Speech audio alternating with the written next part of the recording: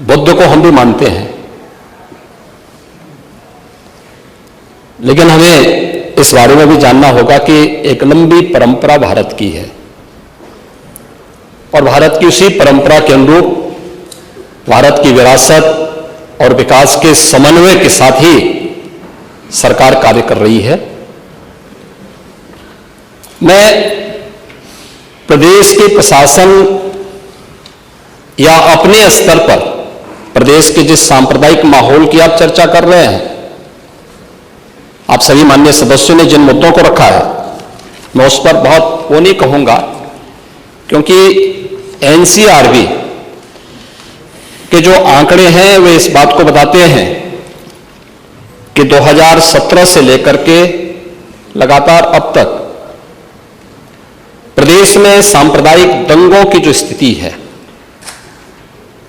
उसमें 97 से लेकर 99% तक कमी आई है।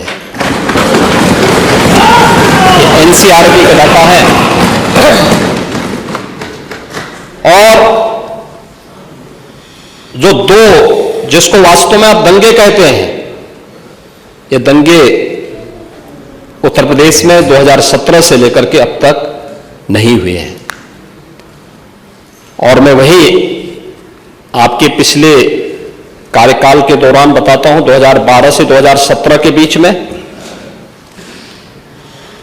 ये भी एनसीआरबी के ही डाटा है, प्रदेश में 815 सांप्रदायिक दंगे हुए और 192 लोगों की मौत उसमें हुई है। मैं उस पर चर्चा करूंगा। उससे पहले भी 2007 से 2011 के बीच 616 ऐसे सांप्रदायिक घटनाएं हुई हैं जिनमें 121 लोगों की मौत हुई थी। महोदय, जो बात यहां पर माननीय सदस्य से इकबाल महबूब ने संबल के बारे में लिखा, माननीय सदस्य कुंवर रघुराज प्रताप सिंह जी ने यह बात बहुत स्पष्ट की कि हम तथ्यों को छुपा करके कब तक जनता को गुमराह करेंगे। हर व्यक्ति जानता है कि माननीय न्यायालय के आदेश पे सर्वे का कार्य हो रहा था और सर्वे हो रहा था। दूसरा, मैं आपसे पूछना चाहता हूं, आप पश्चिम में जाएंगे, पता नहीं आप कैसे हैं, आपके पूर्वज भी हो सकता है, और पश्चिम उत्तर प्रदेश के हमारे सभी लोग अपने सामान्य संबोधन में राम राम ही कहते हैं, तो जय श्री राम कहां से सांप्रदायिक संबोधन हो गया? कहां से सांप्रदायिक संबोधन हो गया? हमारे यहां हम जपते हैं, राम ही राम बोलते हैं, मिलते हैं, राम राम का संबोधन होता है, और अंतिम यात्रा में विदा करते हैं तब भी राम नाम सत्य है ही बोलते हैं। राम के बगैर तो हमारा कोई काम ही नहीं है। और अगर जय श्री राम किसी ने बोली दिया तो उसमें उत्तेजना का मतलब, ये नियत आप समझ सकते हैं उस नियत को। ये चढ़ाने वाला नहीं है, ये चढ़ाने वाला नहीं है, ये चढ़ाने वाला नहीं है। एक दूसरा, आपने कुंदरकी की जीत को वोट की लूट बताया। आप एक सदस्य का अपमान कर रहे हैं। आपके सदस्य की तो जमानत जब्त हो गई वहां पे। और क्या ये सच नहीं है? इस समय तो आज डिजिटल मीडिया का है,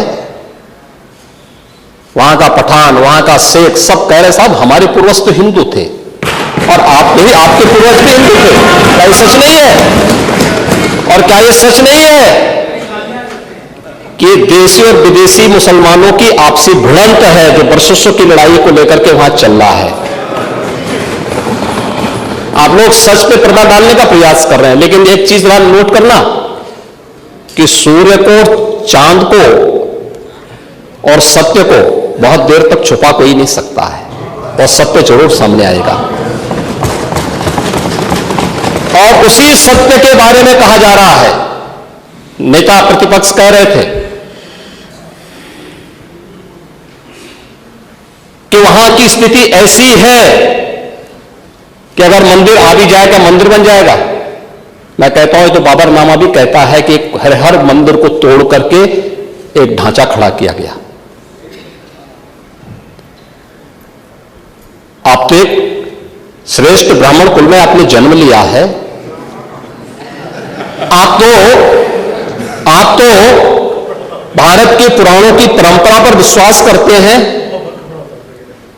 हमारा पुराण भी इस बात को कहता है कि भगवान विष्णु, श्री हरि विष्णु का 10वां अवतार संबल में ही होगा, उसी संबल में होगा।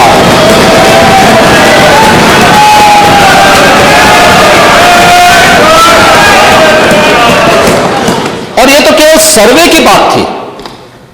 माननीय न्यायालय के आदेश पर जिलाधिकारी का मतलब जिले का एडमिनिस्ट्रेटिव हेड, पुलिस अधीक्षक उस जिले की पुलिस फोर्स का मुखिया है। इनका दायित्व है कि शांतिपूर्ण तरीके से किसी सर्वे के कार्यक्रम को वहां पे संपन्न करना, माननीय न्यायालय के आदेश को अक्षरशः अनुपालन करना। और सर्वे 19 नवंबर को भी हुआ, 21 नवंबर को भी हुआ, 24 नवंबर को भी इस सर्वे का कार्य चल रहा था। क्या यह संभव है? नहीं, 21 को संपन्न नहीं हुआ था। ये लगातार सर्वे का काम चल रहा था। और सर्वे के कार्य के दौरान पहले 2 दिन कोई भी शांति भंग नहीं हुई। तीसरे दिन जब 23 नवंबर को जुमे की नमाज के पहले और जुमे की नमाज के दौरान जिस प्रकार की तकरीरें दी गई, उन तकरीरों के बाद माहौल खराब हुआ। और फिर उसके बाद जिस प्रकार की स्थितियां की गई थी वो सबके सामने है। और इसलिए मैं कह रहा हूं, हमारी सरकार ने तो पहले ही कहा कि हम जुडिशियल कमीशन बनाएंगे। ये एक्ट के अंतर्गत ही कमीशन बना हुआ है। माननीय सदन में उसकी रिपोर्ट भी आएगी। दूध का दूध और पानी का पानी सबके सामने आएगा। मैं केवल एक बात कहना चाहता हूं कि अगर संभल के बारे में हम जब बात करते हैं महोदय, एक लंबा सिलसिला है इस संभल का। और अगर मैं संभल की जब चर्चा करता हूं तो संभल में कैसे माहौल खराब किया गया वहां पे। ये संभल में दंगों का जो इतिहास है 1947 से ही प्रारंभ होता है। 1947 में एक मौत होती है। 1948 में 6 लोग मारे जाते हैं। 1958 में भी दंगा होता है। 1962 में भी दंगा होता है।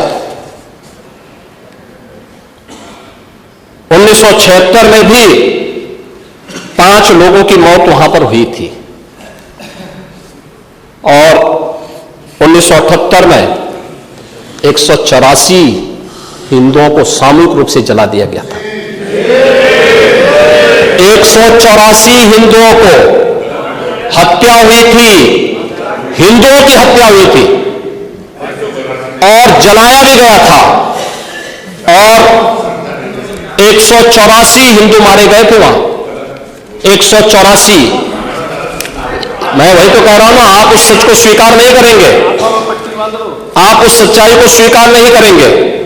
और लगातार कई महीनों तक वहां कर्फ्यू था। 1980 में फिर दंगा हुआ था, एक मृत्यु हुई। 1982 में फिर दंगा हुआ, एक मृत्यु हुई।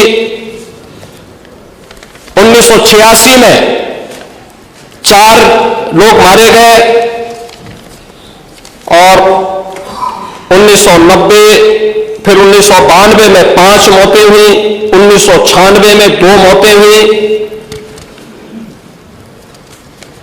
ये लगातार इस सिलसिला चलता रहा। 1947 से लेकर के अब तक 209 हिंदुओं की निर्मम हत्या वहां हुई है संभल के अंदर। 209 हिंदुओं की। और एक भी बार एक भी बार किसी ने उन निर्दोष हिंदुओं के लिए कभी दो शब्द नहीं कहे, उनके प्रति, उन परिवारों के प्रति संवेदना के शब्द नहीं कहे। महोदय, जो आज घड़ियाली आंसू बहा रहे हैं, ये लोग कभी भी उन निर्दोष हिंदुओं के बारे में कभी दो शब्द नहीं कहे। वहां पर 1978 में जो दंगा हुआ था, महोदय, किस प्रकार की स्थिति थी। एक वैश्य जिसने सबको उधार दे रखा था पैसा, और उस बात को मानता था कि साहब मैं तो सबको पैसा देता हूं, मेरे यहां तो सब व्यवसाय के साथ जुड़े हुए हैं। अगल बगल के हिंदू दंगा होने के बाद उनके घर में इकट्ठे होते हैं। इकट्ठा होने के बाद उनको घेर लिया जाता है। घेरने के बाद वो बोलते हैं, भाई आप हमें क्यों घेर रहे हैं? कहा जाता नहीं, क्योंकि तुम इन हाथों से पैसा मांगोगे, इसलिए उनके हाथ काटे जाते हैं, फिर उनके पैर काटे जाते हैं, और फिर उनका गला रेंच करके हत्या होती है। ये लोग सौहार्द की बात करते हैं, शर्म नहीं आती इन लोगों को सौहार्द के बारे में चर्चा करने की। 1978 से जो मंदिर आज निकल रहा है, 1978 से इन लोगों ने कभी खोलने नहीं दिया उस मंदिर को, जो आज बजरंगबली का मंदिर निकल रहा है। जो वहां पर आज 22 कुएं किसने बंद किए थे, इन 22 कुओं को भी वहां पे बंद किया गया। और वहां का माहौल इतना तनावपूर्ण किसने बनाया था? ये पत्थरबाज कौन थे? एक भी गिरफ्तारी बिना साक्ष्य की नहीं हो रही है।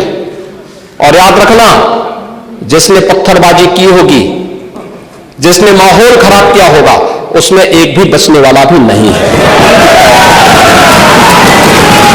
एक भी नहीं बचेगा। हम माननीय उच्चतम न्यायालय के आदेश का पालन करते हैं, सम्मान भी करते हैं। और क्या संविधान को आप मान रहे हैं? क्या आप लोग संविधान के प्रति सचमुच वचनबद्ध हैं? मैं तो धन्यवाद दूंगा माननीय अध्यक्ष जी को इस बात के लिए कि आज उन्होंने संविधान की मूल प्रति यहां पर दी है।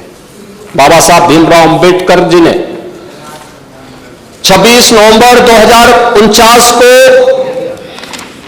जिस संविधान को बनाकर के देश को सौंपा था, उस मूल संविधान की प्रस्तावना को एक बार पढ़िए।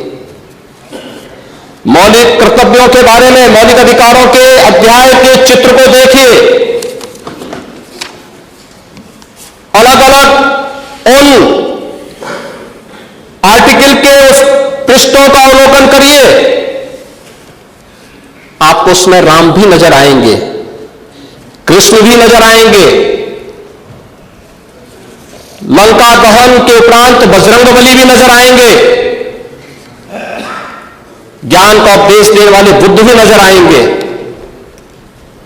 भारत की समृद्ध परंपरा का दर्शन आपको उस संविधान में मिलेगा जो बाबा साहब भीमराव अंबेडकर ने दिया था। लेकिन उस मूल संविधान में कहीं भी धर्मनिरपेक्ष या पंथ निरपेक्ष या फिर समाजवाद शब्द नहीं है। और ये आप सबकी आंखों को खोलने वाला होना चाहिए। आप लोग संविधान में बदलाव की बात करते हैं। जिन लोगों ने संविधान का गला घोटा, उनका पिछलग्गो बन करके केवल सत्ता हथियाना चाहते हैं, जनता की आंखों में धूल झोंकना चाहते हैं। ये नहीं हो सकता। ये देश आपको नहीं करने देगा।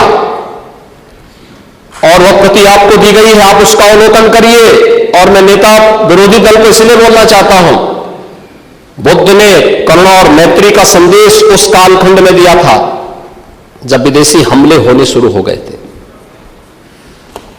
लेकिन उससे पहले राम ने कहा था, निस्सरहीन करो मही भुज उठाए प्रण कीन। उससे पहले भगवान कृष्ण ने भी कहा था, परित्राणाय साधूनाम विनाशाय च दुष्कृताम। और हम तो राम और कृष्ण को ही मानते हैं। बुद्ध पर विश्वास करते हैं, उन्हीं को आदर्श मान करके हम लोग कार्य करते हैं। शासन पद्धति एक भी इंच इधर उधर नहीं करते उसके बगैर। और इसीलिए मैं आपसे कहने के लिए आया हूं, संभल की घटना या कुंदरकी की जीत, जैसे ही आपके खटाखट की असलियत सामने आई, जनता ने कहा सपाचट। उपचुनाव में 9 में से 7 तो भारतीय जनता पार्टी और एनडीए गठबंधन जीता है। और यही नहीं, सीसामऊ और करहल, याद करिए 2022 में समाजवादी पार्टी ने करहल में 70,000 से लगभग 67,000 से जीती थी। इस बार वह मात्र 13-14,000 तक आ गई है। और भी चच्चू थोड़ा वहां पे कृपा कर लिए, नहीं तो वहां भी सपाचट तय था। अगली बार होगा, अगली बार होगा चच्चू। अरे आप अंता मत देख लेना, अगली बार कुछ नहीं रहे, बहुत ज्यादा रहे। अगली बार सीसामऊ में भी बाल बाल बच गए।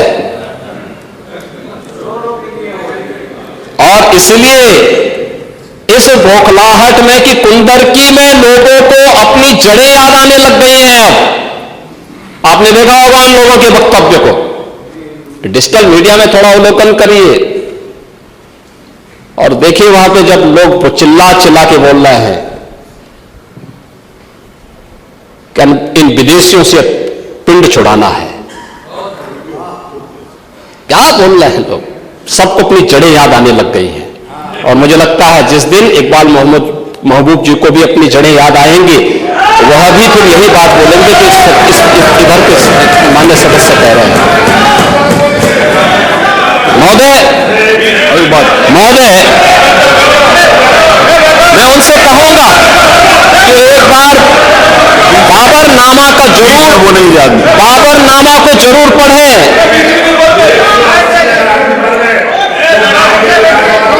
चले चलिए वो जो बात की बाबरनामा को जरूर एक बार पढ़ें आप। मंत्री जी बोलना प्लीज बैठे, चलो आप दे देना जब अवसर हो। बाबरनामा को एक बार पढ़ें आप बैठे।